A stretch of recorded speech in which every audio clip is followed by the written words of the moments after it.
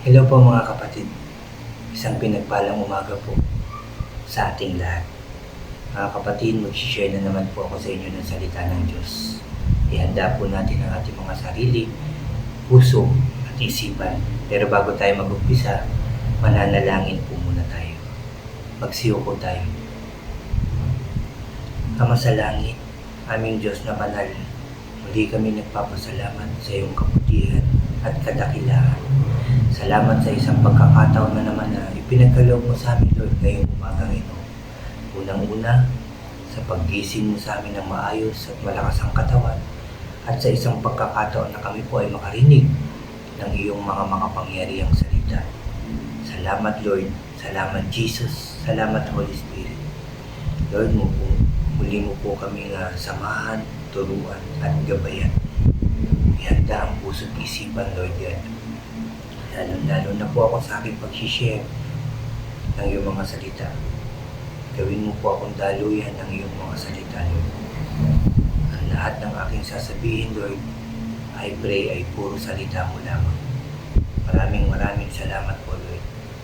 Maraming salamat, Jesus. Maraming salamat, Holy Spirit. At inaangkin na po namin ang katagumpayan ng aming gawain ito. Sa tanging pangalan ng aming Panginoong Hesus, lahat tayo ay magsabi ng Amen and Amen. At ito po ang aking channel.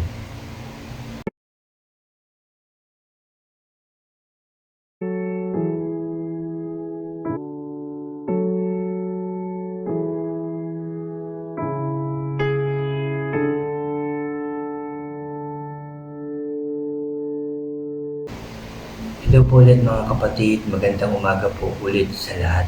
Bago tayo mag-umpisa mga kapatid, unahin ko lang po yung mga bago dyan sa aking channel na huwag niyo pong kalimutan na mag-subscribe. Paki-like and share niyo po ang aking mga videos at paki-click na rin po ang notification bell para lagi po kayong updated sa mga bago ko pa at iba ko pang i-upload. Salamat po mga kapatid, salamat. Mga kapatid, natapos na natin ang chapter 22 ng 2 Kings, kaya nandito na po tayo sa chapter 23. So daanan lang natin ng konti yung huling part ng chapter 22 na nakita nga nila yung aklat ng law, no, na ito'y binasa at nakita nila na galit ang Diyos dahil hindi sinunod ng kanilang mga ancestor itong kaniyang law, no, itong libro, hindi sinunod ito mga kapatid, yung mga nakasulat doon. At dito nga po sa chapter 23 may pamagat po itong ang mga reforma ni Josiah. Chapter 23 verse 1, pinatawag ni King Josiah ang lahat ng mga leader ng Judah at Jerusalem at nagagather sila sa harapan niya. Umakyat ang hari sa templo ni Lord kasama ang lahat ng taga-Juda at taga-Jerusalem, mga priest, mga prophet at lahat ng tao, mayaman man o mahirap, sa harapan ng lahat.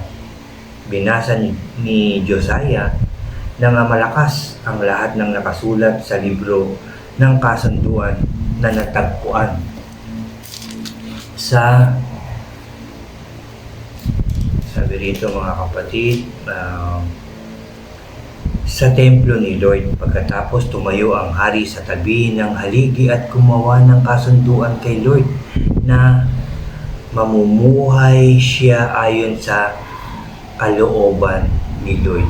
Ulitin ko, no, gumawa siya ng isang kasunduan mga kapatid kay Lord na mamumuhay siya ayon sa kalooban ni Lord at susunod ng buong puso at buong kaluluwa sa mga commandments, sa mga patotoo at sa mga utos niya para tuparin ang pinagagawa ng kasunduan na nakasulat sa libro. Nagkaisa, so nakaiisa o sabi rito, nakikiisa ang lahat ng tao sa kasunduan na yun. Nangako si Josiah, susundin niya ito mga kapatid ng buong puso at kaluluwa. Verse 4, inutusan ng hari ang high priest na si Hilkiah ang mga assistant priest at ang mga priest na nagbabantay sa entrance ng temple na ilabas sa templo ni Lord ang lahat ng gamit sa pag-worship kina Baal, Asherah at sa mga nakikita sa langit. Sinunog ni Josiah ang mga ito sa labas ng Jerusalem, no? Yung mga kagamitan na nag-worship kay Baal at Asherah, pinalabas ito ng hari at sinunog. Sabi pa rito, inilabas ito sa labas ng Jerusalem sa bukid ng Kidron at dinala ang mga abo sa Bethel. Tinanggal niya ang mga priest na inassign ng mga naunang hari ng Juda para magsunog ng insenso sa mga altar sa mataas na lugar sa mga cities ng Juda at sa palibot ng Jerusalem. Ganon din ang ginawa sa mga priest na nagsusunog ng insenso para kay Baal sa araw, sa buwan at sa mga stars at sa lahat ng mga nakikita sa kalangitan. Inalis niya ang mga rebulto ni Asherah sa templo ni Lord at dinala sa labas ng Jerusalem sa Kidron Valley para sunugin dun. Pinapulbos niya ito at itinapon ang abo sa gitna ng mga karaniwang tao, no? Ang abo sa libingan, no? Sa libingan ng mga karaniwang tao, no? Doon ibinuhos sa libingan ng mga karaniwang tao. Giniba niya ang mga bahay ng mga lalaking prostitute na nasa temple ni Lord. Doon din nananahi ang mga babae ng mga robes para kay Asherah. Dinala ni Josiah sa Jerusalem ang lahat ng priest mula sa mga cities ng Judah. Ulitin ko yung verse 8, mga kapatid. Dinala ni Josiah sa Jerusalem ang lahat ng priest mula sa mga cities ng Judah. Nilapastangan niya ang mga altar sa matataas na lugar mula sa Geba hanggang Beersheba, kung saan nagsusunog ng insenso ang mga priest. Giniba niya rin ang mga altar sa mataas na lugar na nasa mga gates na nasa kaliwa ng entrance ng gate yung mga gate, mga kapatid ko, ano man yung mga nandun, ay giniba sa kaliwa ng entrance, no, ng gate niya Joshua at ng governor ng city. Hindi niya inalaw na mag-offer sa altar ni Lord sa Jerusalem ang mga priest na nagsiserve sa mga altar na matataas sa lugar. Kumain na lang sila ng tinapay na walang pampaalsa kasama ang mga kapwa nila priest, mga kapatid. At marami pang ginawa itong si Josiah, mga kapatid, doon sa mga sinasamba ng mga Diyos-Diyosan. Marami pa siyang ginawa. Ito'y babalikan po natin, ulit itutuloy natin bukas, mga kapatid. Dito pinakita talaga na tunay ng pagkabasa niya ng salita ng libro ng law. Talagang siguro yung feeling na talagang masakit sa puso, yung paglabag ng mga tao sa Diyos, nung kanilang mga ancestor, no? Talagang masakit sa puso ito. At bakit gano'n ang ginawa ng mga tao? Diba kaya nagalit siya? Pinalabas niya dun sa templo ng Diyos yung kung ano-ano, di ba? Kasi nga noon naglagay sila dun sa templo ni Lord. Naglagay sila ng kung ano-anong Diyos-Diyosan doon. Nagpatayo sila ng mga poste na kanilang mga sinasamba doon. Pinatapon niya yun, pinagiba niya yun, pinasunog niya yun. Kasi nilapastangan nga daw ang Diyos, sabi dito ni Josiah, mga kapatid. Nagbago siya, nilinis niya, inayos niya yung mga nakatayong bahay doon na yun nga sa prostitute, di ba? Pinagiba rin niya yun, pinaalis niya yun. Kumbaga, mapipicture out natin, mga kapatid, na nilinis niya ang lugar na yun. Lalo-lalo na ang templo ng ating Diyos. Alam niyo ba na ang templo ng Diyos ay ang ating katawan? Kaya kung ito'y marumi, nilalapastangan din natin ang ating Diyos. Alam niyo ba na ang pagsusugat sa ating katawan, ang pagpapatato sa ating katawan ay paglapastangan sa templo ng Diyos. Paggamit ng ating katawan, lalaki man o babae na ginagamit yung katawan sa kasamaan, paglapastangan ito sa templo ng Diyos. Kasi naririto ang banal na espiritu sa atin. Tapos kung ano-ano ang ginagawa natin, nilalapastangan natin ang ating Diyos. At kagaya din ni Haring Josiah, tayo rin ay nakakapakinig ng salita ng Diyos. Dapat tayo rin ay nababago. Tayo rin ay nag-iisip ng maayos. Diba? Kasi nakakarinig po tayo ng salita ng Diyos na dapat inaayos natin ang ating puso't isipan, ang ating pagkatao upang malugod ang Holy Spirit na nasa atin at upang kumilos ito ng maayos at turuan tayo ng naayon sa ating Diyos. Yan po ang part 1 ng aking sharing ngayong umagang ito, mga kapatid, dito sa chapter 23.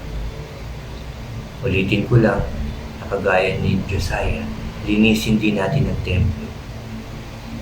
Linisin natin ang templo ng Diyos, ang ating katawan. Linisin, ayusin. Humingi tayo ng tulong kay Lord dahil hindi natin talaga kayang baguhin ang ating sarili kung walang tulong ang ating Diyos sa pangalan ng ating Panginoong Hesus. At kung hihingi tayo ng tulong ng buong puso't kaluluwa, malilinis po tayo. At kailangan sumunod tayo sa lahat ng pinag-uutos ng ating Diyos. Yan po ang inuutos sa atin ng ating Diyos. Yan po ang sinasabi ng ating Diyos ngayong umagang ito, mga kapatid. Linisin ang templo ng Diyos. Amen and amen. Salamat sa salita ng ating Diyos na ating narinig ngayong umagang ito, mga kapatid. Salamat din sa inyong patuloy na pakikinig ng salita ng Diyos. Muli tayong mananalangin, mga kapatid.